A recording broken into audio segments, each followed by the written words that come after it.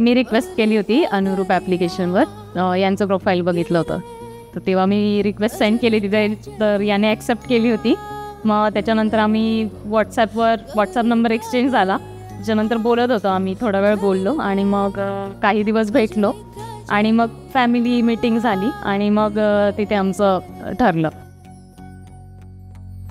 बदरी बदरिया गिरे गजरी गजरिया गिरे गगरी गगरिया गिरे गजरी गजरिया गिरे साजन के अंग लगी रे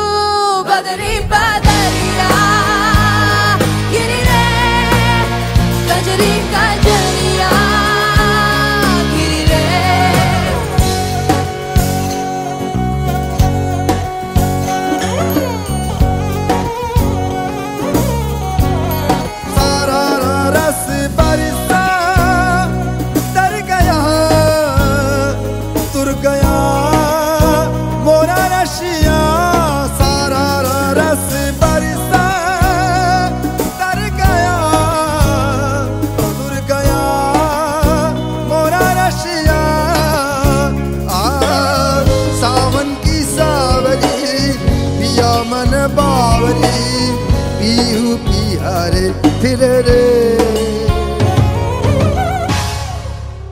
बदरी बदरिया गिरी रे गजरी गजरिया गिरी रे गगरी गगरिया भरी रे गजरी गजरिया